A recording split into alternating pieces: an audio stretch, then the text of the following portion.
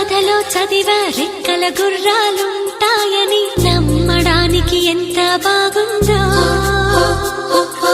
బాలమిత్ర కథలో చదివా పగడపు దీవులు ఉంటాయని